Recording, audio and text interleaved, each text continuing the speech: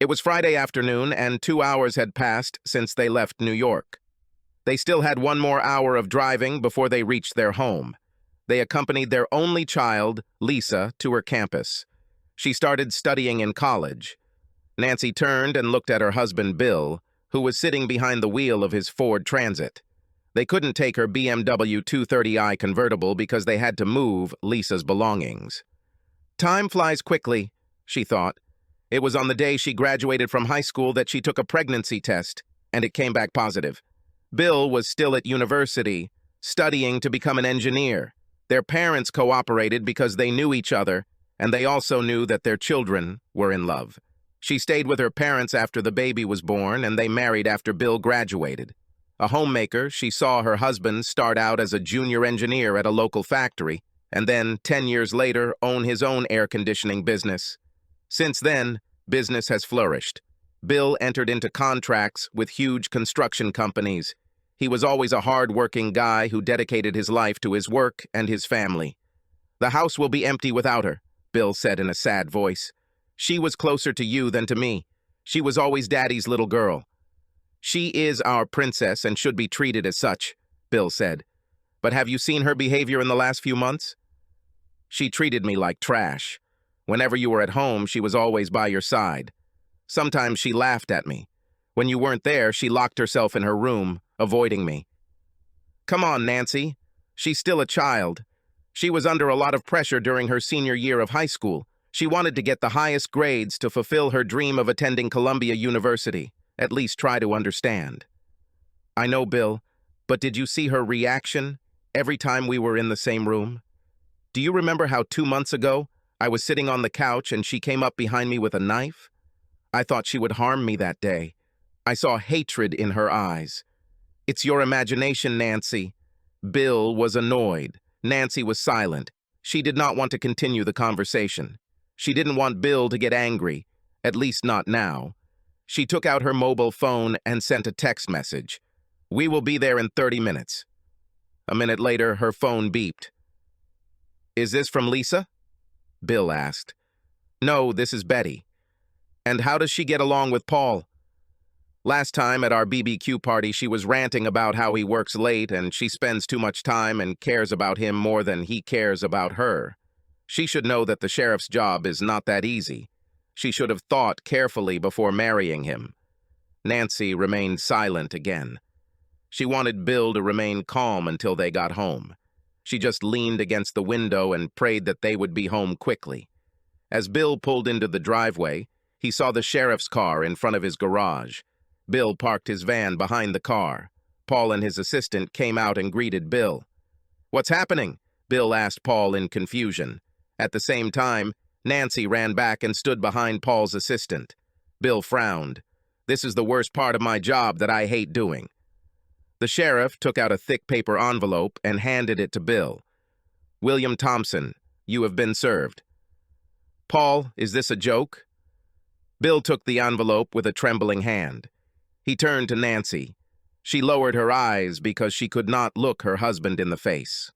"Why, Nancy?" "What have I done?" "Bill, it will be better if you leave. Contact a lawyer and take care of your divorce. There is also a restraining order. You are not allowed to come here or be within 500 feet of Nancy," said Paul. "Paul, last Sunday you were here with Betty at Lisa's barbecue party. You both knew what would happen. You came to my house, you ate my food, you even wished Lisa good luck in her studies and her future. You both left with smiles on your faces. This is what I call hypocrisy." "Bill, try to understand." "To understand what Paul said? Why are you an idiot?" Bill yelled. "And you, bitch, stuck a knife in my back?" He turned to Nancy with angry eyes.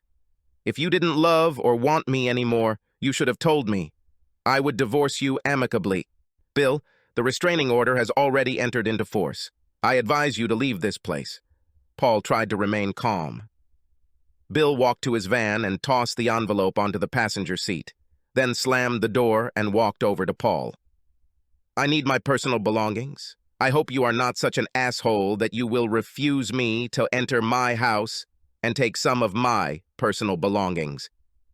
He took out the house key and headed to the front door. "Your key won't work." Paul took a set of keys from his pocket and handed it to his assistant. "I see that you took care of everything. Or is it Betty? She was supposed to be here today with the mechanic while we were gone. Am I right?" Paul didn't answer. He simply nodded to his assistant. The latter escorted Bill into the house and remained next to him while he filled 2 suitcases. "Don't worry," Paul told Nancy. "My guys will be patrolling here regularly. If I were you, I wouldn't leave the house for several days. He is extremely angry and can do anything in anger." "I'll stay at home. I'll call a friend to come and spend the weekend at the house," Nancy answered. "Yes, friend," Paul muttered. Bill came out with the suitcases and put them in the back of the van. The assistant handed Nancy a set of keys. Bill took the envelope, took out the divorce document, and began to read it. "Bill, you've packed your things and it's time for you to leave," Paul ordered. "Wait, this bitch wants 50% of my business, 50% of all our savings. She wants a house and her own car, plus monthly child support. This slut is taking me to the cleaners. Bill, if you don't leave, I'll have to arrest you." Paul tried to remove a pair of handcuffs from his belt. "No need, Paul. I'll sign the papers right now and disappear." Bill took a pen and signed wherever it was indicated with small stickers with arrows. "Could you please certify the document and give me my copy?" Nancy, Paul, and his assistant stood in shock. They would never have believed that Bill would accept these terms. Nancy smiled and thought how lucky she was. She got everything she wanted and was free from her husband and daughter. Paul signed the papers as a witness and handed Bill a copy. Bill headed to his van. "Who is he? How long have you been cheating on me with him?" Bill attacked Nancy. "Go inside and lock the door behind you," Paul told Nancy, and headed towards Bill's van. The assistant escorted her inside. "Don't do anything stupid. Think about Lisa." "I already did something stupid when I married that bitch," Bill shouted and started the engine. "She chose to divorce me because she knew that I would never agree to an open marriage. How are you?" "What? What is an open marriage?" asked a stunned Paul. "Don't try to hide it, Paul. Everyone knows this." "What are you talking about?" Paul almost screamed. "Look, Paul, we all know that when you work at night, your brother Tom warms your bed, which of course, completely by chance, is your wife. You're turning me against my brother. Oh shit! Your wife is cheating on you.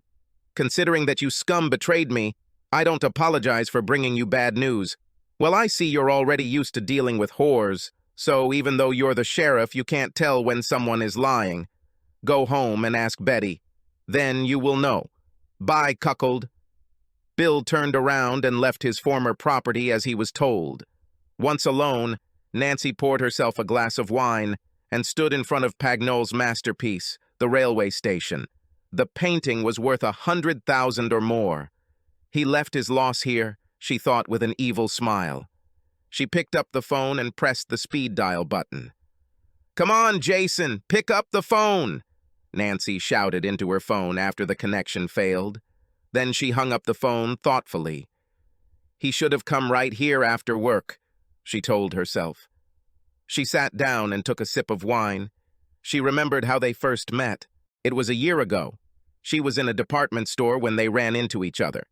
He was in charge of the shoe section. He was in his early 20s and had a perfect body. She melted on the spot. They exchanged phone numbers.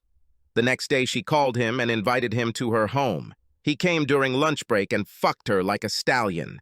After he left, she felt like she had been raped. She could barely walk. That evening, she told Bill she wasn't feeling well and went to bed early.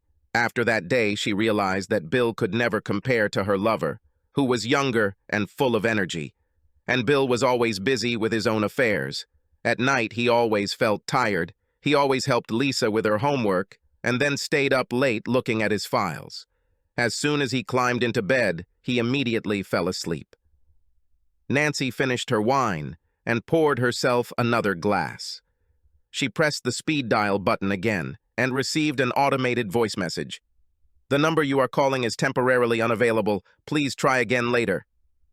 Angrily, she threw the phone on the sofa, grabbed the remote control, and turned on the TV. She couldn't concentrate on the screen. She decided to take a shower. It was a week ago when she was taking a shower with Jason, and he took her to the spot where she was sitting. This was something she had always denied her husband, and Jason made it clear her ass belonged to him and him alone. Last day when she was at his house, and he fucked her half to death. She had a spare key and could visit her lover at any time. Sometimes she would come there when he was at work and clean the entire apartment. She bought him clothes, shoes, cologne, and gave him an expensive watch for his birthday. She gave him a decent amount of pocket money from time to time. Sometimes she let him drive her BMW. "Oh God, I need him now. I'm so fucking horny," Nancy said to herself. She tried to remember the last time she had sex with Bill. She couldn't remember. Has it been 3 months, or 6, or maybe more? She didn't care. She had her young lover, a real man, who could satisfy her. Now they will be together. They do not need to be afraid of anyone. She was free, and he would move in with her that evening. After her shower, she came into the living room, grabbed her cell phone, and shouted, "Where are you, Jason? Why don't you pick up the damn phone?" She went to the kitchen and prepared herself a light dinner. "Damn, I can't leave the house. Otherwise, I would go to his house." Then something caught her attention on the TV screen. She rushed into the living room and turned up the volume. She watched in horror as Paul, handcuffed, was led to a police car. Sheriff Paul Anderson first shot his wife in the head, then he drove to his brother's workplace and shot him 5 times. "Both his wife and brother are dead," said the presenter. Nancy turned off the TV and sat down, shocked. "Oh, Betty, I told you to be very careful." She remembered that it was Bill who told Paul about his wife's infidelity, and she began to cry, realizing that it was her actions that led to the death of her best friend and her lover.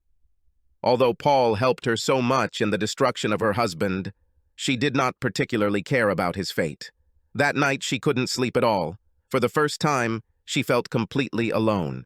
She kicked out her husband, her lover could not be contacted, her best friend was killed, her daughter avoided her, her parents had already left this world. Only her sister remained, but she lived with her husband Tom in another city, 300 miles away.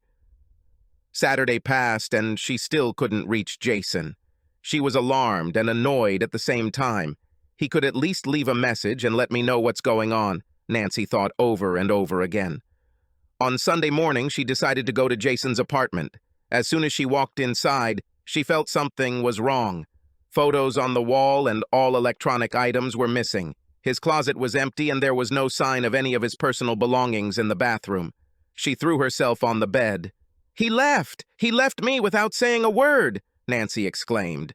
"How could he do this to me? It was his idea to divorce Bill so that he could move in with me and we could get married after the divorce was final."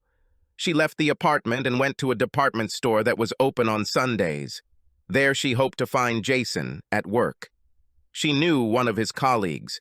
She was told that Jason, half an hour after arriving at work on Friday morning, asked to go back to his room because he had forgotten his wallet. He didn't return, and later that day emailed his boss a letter of resignation. Broken, Nancy walked to her car. Why? Why did he do this to me? She thought in confusion. She began to cry. On her way home, she stopped at a gas station and was shocked to discover that her credit and debit cards weren't working.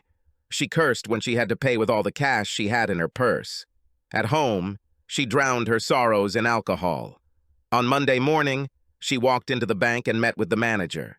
She was stunned when she learned that her joint account with her husband contained less than $5. "Mrs. Thompson, last Friday, your husband came to the bank and closed your joint credit card. He also reminded us that you are divorcing him and he will no longer be responsible for the mortgage on the house and your car. This is a mistake. My car was paid off in full and the mortgage on my house should have been paid off by now," said an astonished Nancy. "No, the bank issued a loan for your car. We have all the supporting papers, Mrs. Thompson. Your husband also took out a second mortgage on the house to pay for your daughter's schooling and expenses." "But why is there no money in my account?" asked Nancy. Last week, your monthly mortgage payment was debited from your account. There have been no deposits in the last 3 months. Whatever money there was, it was exhausted. What about my husband's business? A monthly transfer from the company account is expected. Unfortunately, Mrs. Thompson, I cannot tell you the details of Mr. Thompson's account.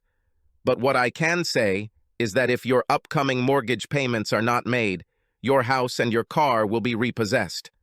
But I don't work. I've been a housewife my whole life. I think it would be best for you to discuss these issues with your lawyer. She then checked the safe she shared with her husband. There was only her jewelry. She took them all and put them in her purse. As soon as she left the bank, she called Bill on his cell phone. She received an email voicemail that the number was no longer in service. Puzzled, she called Bill at work. The phone on the other end continued to ring without answer. She swore. Then she quickly dialed Lisa's number. "What do you want, bitch?" Lisa shouted angrily over the phone. "Is this how you talk to your mother, Lisa?" answered the amazed Nancy. "How do you want me to talk to you, slut?" I just want to talk to your father," Nancy muttered. "I can't reach him by phone. Do you know where he is, or how I can contact him?" "I know, but I won't tell you, bitch. The way you callously abandoned him makes you the worst slut on this earth. I don't want anything to do with you. I no longer consider myself your daughter. I don't want you to call me again. I'd better change my number." The phone went off. Shocked, Nancy got into her car, holding the steering wheel. She looked into the distance, and her thoughts were somewhere far away. She tried to figure out where she had gone wrong in her plan and why Jason had left without saying a word. She called her lawyer and managed to get an appointment later that afternoon. Nancy's lawyer told her, "Mrs. Thompson, after your morning phone call, we did some research about your husband's company. Last Thursday, he filed for bankruptcy before you served him. The company will most likely be liquidated. But last time you said that, I could get millions." Nancy almost screamed. "Please calm down, Mrs. Thompson. 2 weeks ago, there were no signs of any financial difficulties. Everything was in your favor. The company's bank account is now frozen. What about a car and a mortgage on a house? Last week, he used your house as collateral for a loan, again before filing divorce papers. For a car, when you signed the title, you also signed the loan in your name. All this cannot be true." Nancy began to cry. "Mrs. Thompson, I have a personal question for you. Do you think your husband knew he was going to be served?" "No," Nancy answered, looking very thoughtful. "He never saw this coming." She took a deep breath. "So, as far as I'm concerned, I won't get a penny from my husband's company. I have no money in the bank, and my car and house will be repossessed." "I'm afraid so, yes. Is there any way to get him to at least pay the mortgage? The company was his only income. Without this, he is ruined. Once he starts working, we can force him to pay you child support. We had several investment certificates that I could not find in our safe deposit box. We can find out when he cashed these certificates and also conduct a thorough investigation into his company. And we will have to look for your husband. We don't know where he is. His legal advisor handles everything. Please find him. One question, Mrs. Thompson. All this will require additional expenses. How will you pay the bill?" Nancy had never thought about all these expenses, and then suddenly she smiled. "I have a painting that costs a lot of money." "Fine. Take the money and write us a check so we can get to work." "No problem. I'll call you soon." "And one last thing, Mrs. Thompson. I think you should prepare to vacate your home. I advise you to start looking for a place to stay for the night." At home, she sat in front of a painting by Pagnol. "I sincerely wanted to leave you, but because of this asshole husband, we will have to separate." She turned to the painting. She then took out her cell phone and called her sister. "Hey, sis, I want to ask you for a favor. You know, Nancy, I never refused you anything. Bill and I are getting a divorce." "What? Is this some kind of joke?" "No, sister, it's difficult. I will need a place to stay temporarily. I was wondering if you would be so kind as to let me stay in your guest room. I'll explain everything when we meet." "What about Lisa? How did she take it?" "You know that she is her father's daughter. I'm the bad guy here." Is there any way you both can work this out? For example, go to a consultant. I don't think so. I'm really sorry. There's no problem with me. I don't think Tom will say no, and our daughter will be happy for you to stay with us for a while. Thank you, sister. I'll let you know when I arrive. Nancy hung up. On Tuesday, Nancy went to the jeweler to have her jewelry appraised.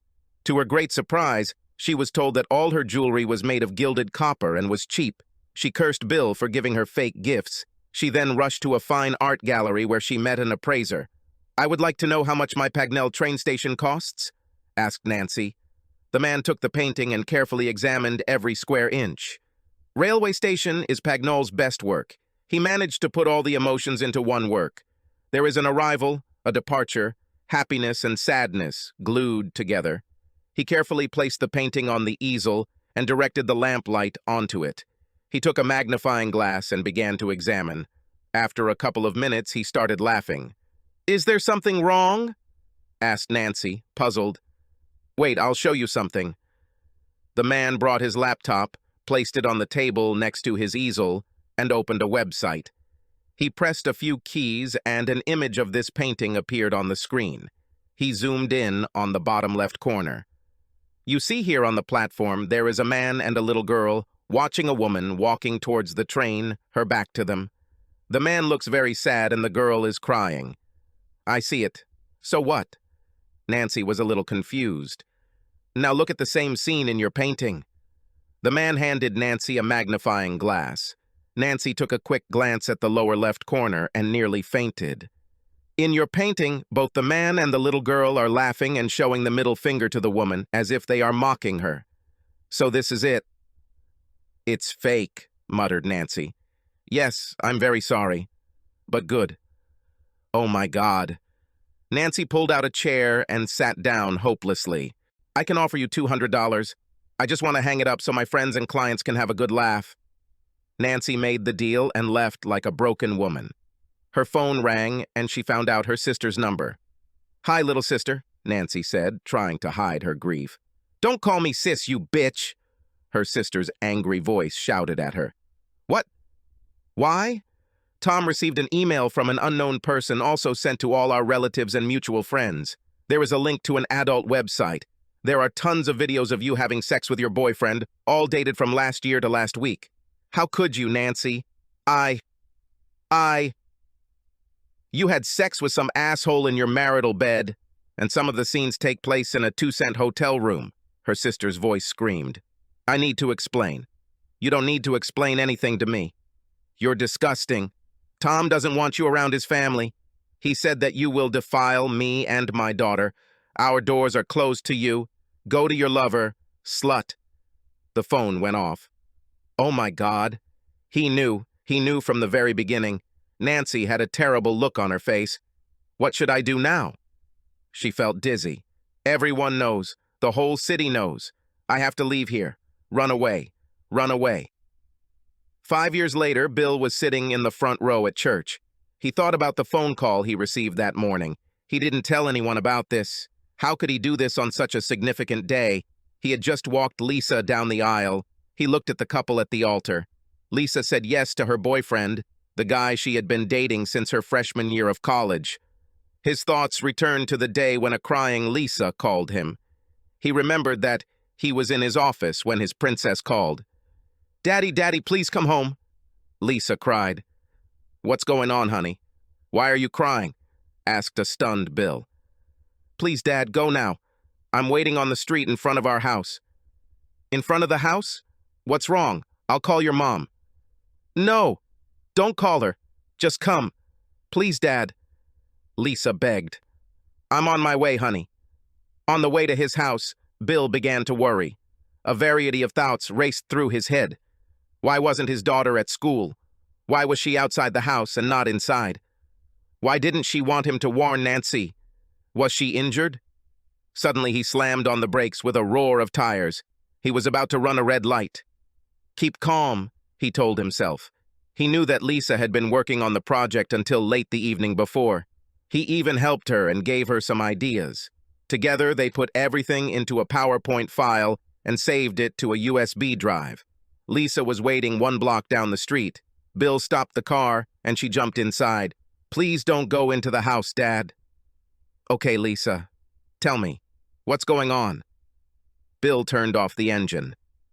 "I forgot my USB drive this morning when I was rushing to school. I received special permission to come home during lunch to pick him up. I saw an old Honda in our driveway. I entered the house and heard strange sounds coming from your and your mother's bedroom. I quietly walked up the stairs and looked into the bedroom. The door was not completely closed." Lisa began to cry. "Okay, honey, breathe," Bill said in a soothing voice. He stroked her back. "Do not rush. I saw a man. They were both naked. They had sex, Dad. She's cheating on you, on us." Lisa sobbed again. Bill sat in shock. He realized that his 17-year-old daughter knew what cheating and sex were. "Are you sure about what you saw?" He turned to face her. "I recorded this on my phone." She took out her cell phone and turned it on for her father. Bill's world suddenly stopped when he heard Nancy moaning. "Get her out of the house, Dad. I don't want to see her anymore. She's not my mom. My mother would never do such things." "I'll have to think about it." "What do you need to think about? Just throw her out." "It's not that simple, honey. There are legal procedures to follow." "Tell me, Dad, do you still want to stay with her? Do you still want to sleep with her?" "I don't condone cheating. But we will need to know why she did it. Whether it was a one-time affair, or she did it for a long time, or whether she will continue it." "Here he is." Lisa pointed at the Honda pulling out of the driveway and turned away from them. "Let's follow the guy." Bill started the engine. They followed Honda into the store. They found a guy putting on a uniform jacket as he left his car in the parking lot and headed towards the employee entrance. "He works here. He's still young," said Bill.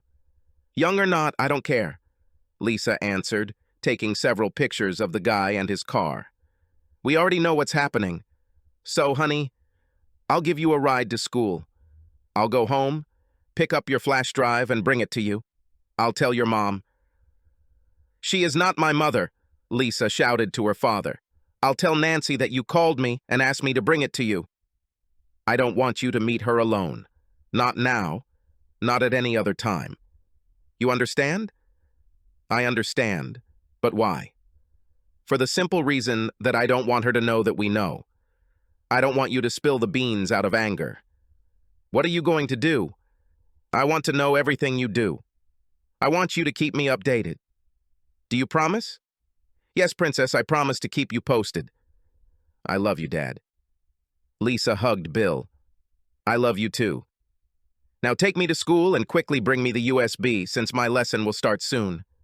Bill parked in the driveway and walked into the house. "Darling, I'm home." Nancy ran out of the bedroom with shock on her face. She thought she had just dodged a bullet. "Oh, Bill, it's you. Who would you like it to be?" He looked Nancy straight in the eyes. "I didn't expect you at this hour." Lisa called. She forgot her flash drive. "I need to bring it to her." He walked up to Nancy and smelled sex coming from her. "Do we have time for quick sex?" "Quickly? No. The thing is that I was a little tired from cleaning the house and was very sweaty. You won't like it. And you need to bring Lisa her USB drive." "You're right." At work, Bill scoured the internet for the best video and audio surveillance device, as well as cell phone spy software. Later, he went to an electronics store and bought everything he needed. He made one main decision. From this day forward, he will never touch his wife. As promised, he will share everything with Lisa. Over the next 3 months, he learned a lot. He knew everything about Nancy's lover, Jason White. Jason came to their house almost every day, either in the morning when he worked the second shift or during lunch. On weekends, when Nancy had to go shopping, she would stop by his house if he was not working. She also had a spare key. Bill found out that she buys a lot of things for Jason. He also listened to a conversation between Nancy and her best friend Betty, in which they shared all their secrets. That's how he found out that Betty is engaged in having sex with my brother-in-law. One Saturday, Bill rummaged through Nancy's purse and found a key hidden at the bottom. He quickly drove to the mall and removed the duplicate key. The following week, he visited Jason's apartment. It was an old building in a notorious part of town. The place was so cheap that there were no security cameras, and the main entrance to the building wasn't even locked. He placed several tiny hidden spy cameras in the apartment, controlled by small, long-life lithium button cells.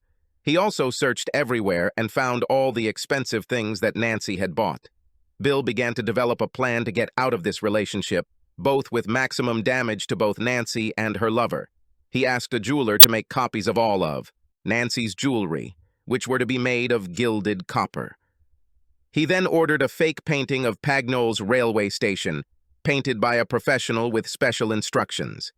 He met a childhood friend, Steve, who was a corporate lawyer. When he explained his plan, the lawyer scheduled a meeting for a couple of days later. That day, Steve introduced him to his cousin, Linda, who was an auditor and an expert in her field. Bill was honest and straightforward with them. He wanted to legally sink his company and then control it from a distance. In a couple of years, he will ask his daughter Lisa to buy out the company. He often met with Linda, either in her office or they had lunch together. She was a widow. Her husband died in a car accident. She had a 10-year-old son and had not dated anyone since her husband's death. Gradually, a friendship arose between them. One day, he invited her to dinner and then to a movie. She agreed. That same evening, Lisa went to spend the night with her friend, and Bill pretended to work late. Bill pulled into Linda's driveway. "Thank you for accepting the invitation," he said to Linda. "This is my first date since my husband died." "I understand, and I hope you liked it." "Yes. Can we do this again sometime when you're free? We have to work together, and you're still married." She leaned over and kissed Bill on the cheek. "Let's do one thing at a time." She opened the car door and walked towards her house. Bill advised Nancy to change her car. She was a little reluctant because she liked her Lexus. When he told her that driving a BMW convertible would make her look younger, she readily agreed. The Lexus was fully paid for, so Bill sold it and cashed out. He took out a car loan for a BMW and put it in Nancy's name. When she signed the document, she thought it was for a certificate of ownership. In between documents, she signed other papers that would come back to bite her later.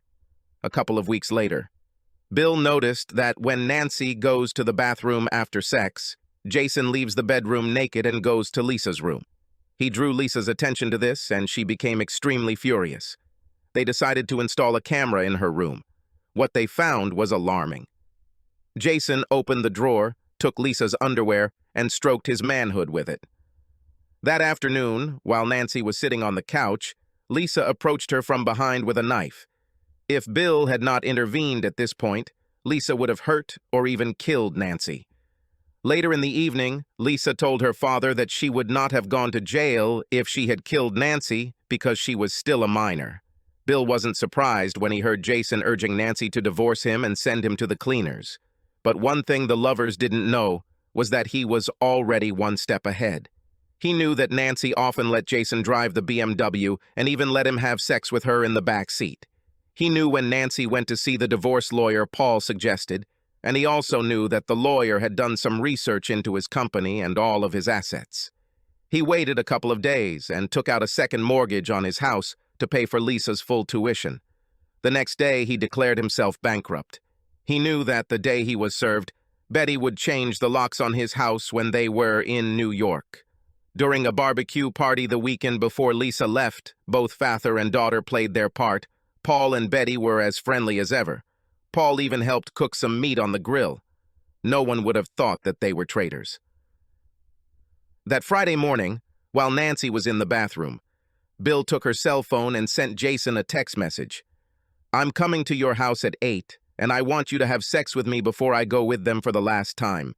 Get permission from work and hurry home to fuck what will always be yours. I'll tell them that I need to buy a few things. Don't call or text me. I'll leave my cell phone at home in case they call me and ask where I am. See you soon, my future husband."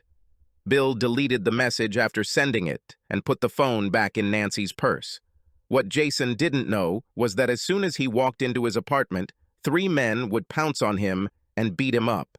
With a knife to his throat, they force him to send a resignation email to his manager. Then there will be another email to the building owner saying he will be leaving at the end of the month. They will then drug him with tranquilizers, clean out his apartment, remove the spy cameras, and take whatever they can carry, pretending he's gone forever. They will wrap his body in a carpet, put him in a van, and drive away. One of the people will drive his car. Jason will never be seen again. Neither Lisa nor Linda would have known what Bill did to Jason. This will be his secret, which he will take with him to the grave. On Friday afternoon, after being served, Bill checked into a motel room. He laughed as he watched the evening news about Paul and his adulterous wife. Before dinner, one of the men who was in Jason's apartment visited him. He gave Bill all the cameras and received the final payment. Not a word was spoken. He didn't even tell Bill where Jason's body was buried. On Saturday morning, Bill left the motel, bought a new cell phone, and threw away his old one. He called Lisa and gave her his new number. He drove to Linda's house. There, he spent all his time editing videos. He blurred out Jason's face because he didn't want the police to make a connection between the two lovers if Jason were ever reported missing. He stayed in the guest room and at the same time became friends with Linda's son. Bill and Linda began the final phase of their plan when an elderly couple from Seattle bought his company. The couple were actually Linda's aunt and uncle. Not a single employee was fired. On Monday, Lisa called him and said that Nancy was looking for him. They both laughed. He later uploaded all the videos to an adult website. Using a fake email address, he sent a link to all the people they knew, including Nancy's brother-in-law. He continued to stay with Linda for the next 3 months until his divorce case was heard. They continued to date, but without any sexual contact. Linda made it clear that Bill would only touch her when he was single and not before. Bill agreed because he wanted to keep his vows for the rest of the marriage. One of the advantages of staying with Linda was that if there was any investigation, Bill would say that he was penniless and couldn't afford to pay rent, and that his friend Linda was kind enough to let him take over her guest room until he was back on his feet. On the day of the hearing, Nancy was absent from court. Since Nancy's house and car had already been repossessed, and Bill was broke and unemployed, the judge granted the divorce without alimony or division of property. Nancy's lawyer did not object. Later in the corridor, they ran into each other. "You are a very smart man, Mr. Thompson," said the lawyer. "Really?" Bill frowned and walked away. "Dad, wake up!" His daughter's voice brought him back to the present. "Yes, honey, what were you talking about? This is the dance of the father of the bride. Everyone is looking at us, but you don't move at all." "Sorry, princess. I was thinking about something else." Bill took his daughter's hand, turned her around, and they both began to move to the beat of the music. "Now I need to dance with your mother," Bill said to Lisa when the song ended. "And I promised my younger brother that he would be third on the list." Lisa smiled. Bill approached Linda and invited her to the dance floor. Later, Bill walked up to the bar and ordered whiskey. He sat down, and his thoughts went back to the phone call he had received that morning at home in his bedroom. "Good morning, Mr. Thompson. I am Dr. Henry D'Souza from Dallas, Texas. This concerns your wife." "What's wrong with my wife?" Bill asked, confused. "She's in the next room now." "I mean Nancy Thompson." Bill hasn't heard that name in 5 years. He threw himself on the bed. "I'm listening, doctor." "I am a psychologist, and I am treating my patient Nancy Thompson in her last days." "Her last days?" "Yes, Mr. Thompson." "Do you have a few minutes to let me briefly explain the situation?" "Yes, go ahead," said a confused Bill. "Your wife, your ex-wife, told me about her life from the time she was a little girl until we met. She said that you were the only man she knew until she met a certain Jason, and she made a huge mistake, which she realized later. She mentioned the divorce she was planning and the consequences. She is sure that you knew about this affair and set her up. She accepts her fate and the loss of her husband and daughter as much as she was the one who wronged you. The day she left town, she only had $200 in her pocket.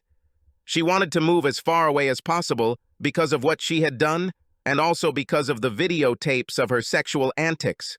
She took the first bus that left and made it to Texas. She got a job as a waitress in a dingy, second-rate bar on Interstate 20 that was frequented mostly by truck drivers. The owner rented her a room on the first floor for a small fee, but in exchange he had sex with her whenever he wanted. A year later, she was pregnant, and since she had no health insurance, she went to a cheap quack for an abortion. The guy performed an unsuccessful operation on her, damaging some of her organs. A year later, the owner began pumping between her and truckers. Some used protection and some did not. When she was brought to the hospital, she had an acute venereal disease and was already infected with AIDS. She has lost a lot of weight and knows she is dying. Her last wish is to see you before she dies. Doctor, I'm really sorry to hear this. My daughter is getting married today. I'll call you next week. Don't waste too much time, Mr. Thompson. I'll give you my direct line number. Hey, honey, don't drink too much. You'll have to take us home later. Linda hugged her husband and kissed him tenderly. You are the best thing that ever happened to me, darling. Bill pushed his glass away. I will never put you or our son in danger. Let's dance. A couple of days later, Bill called Dr. DeSouza from his office and informed him that due to his heavy workload, he would not be able to make the trip south. The doctor recommended that Bill at least talk to Nancy on the phone. He will transmit the call to the ward where she was. He had a cordless phone that the nurse would take to Nancy's bedside. Bill, is that you? Bill heard a weak voice from the past. Yes, Nancy, it's me. Oh, Bill. Nancy began to cry. I'm sorry, Bill. I really am sorry for what I did to you and our family. Now I'm paying for it. I forgave you, Nancy. I continued to live my life, and I'm happy. Bill took a deep breath. I have to thank you. After my divorce, I married the most wonderful woman in the world, and we had a son. Lisa absolutely loves her new mom, and they both get along very well. By the way, she got married last Saturday. It was a wonderful wedding ceremony. Her mother took care of everything. Lisa's children will no doubt call her grandmother. We are both waiting for this moment. Bill heard Nancy begin to sob. Then he heard a loud, continuous, high-pitched sound of medical equipment and noise in Nancy's room. He waited and finally heard a frightened voice. Mr. Thompson, I'm Nurse Angela Smith. Sorry, I'll have to hang up. And the phone went off. Bill looked at the family photo on his desk. He smiled. He who laughs last, laughs best, he said to himself. Subscribe to our channel so that your second chaff doesn't cheat on you, and go ahead and listen to the next story, because this story is nothing compared to the next one. If you're under 18, don't even think about listening to the next one.